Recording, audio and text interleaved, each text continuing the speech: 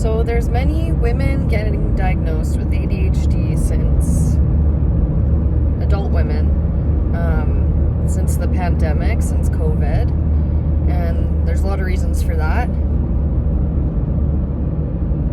But I just wanted to share an experience that I just remembered today, as it's been 2 years since getting diagnosed with ADHD, and at first I experienced relief, grief, anger, and a bunch of other feelings, but I still haven't fully accepted in my heart of hearts, and I still try to fight that it's a thing. It's almost like when my brain told me that you can fix your depression. I didn't know it was depression as a youth, but I definitely struggled with it for 8 years before seeking treatment, because I thought it was a willpower thing. I could control it with exercise and diet. Not saying that those don't help contribute, but it is really hard to admit that I'm completely powerless over certain things, and my brain might be wired a bit differently. And I realized today, and why part of that has been hard to accept, because I've been dealing with a lot of anger and resentment lately. I'm sharing this because I'm hoping that there's other women also that maybe just needed to hear, like, you're not alone, and if you're experiencing this, it's not just like, boom, you get diagnosed with ADHD and now your whole life makes sense and you love yourself. Just starting to peek into that aspect of this process now 2 years later, right? And today I remembered something that was frequently said to me as a child and, like, 12-year-old teenager, basically from like 5 to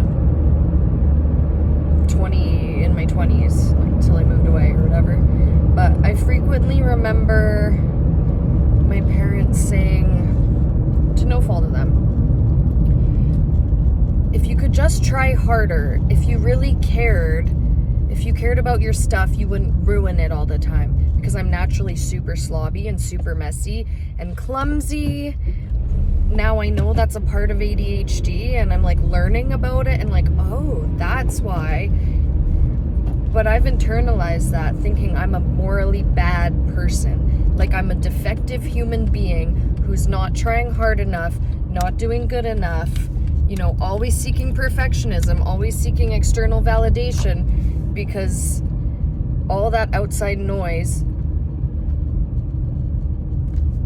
turned into me thinking I'm a piece of garbage human because I can't do anything right. And I just want to say, that's not true. If that's your experience too, like, I'm with you. And it was really kind of healing to remember that today, to remember very vividly of me being in the car and, all of a sudden crumbs are everywhere, and just having my parents say, well, if you could just try harder, if you would just pay more attention, you must not care at all. Oh, you don't respect anything. Like all those things, like where it turns it from a moral issue when, like, my parents obviously didn't really know how hard I was trying, and that's tough. So I'm sharing this too because I feel like the women that are getting diagnosed as adults, or even men as adults, you go through your whole life either being told by external people on a daily basis, you already kind of hate yourself on the inside, but that just validates it, and you're trying so hard, and it's so confusing. It just made me think of, like, what a confusing time that was to be when, like, I'm trying extra hard to be extra careful, to be extra quiet, to be tidy, to not break things, to keep things clean.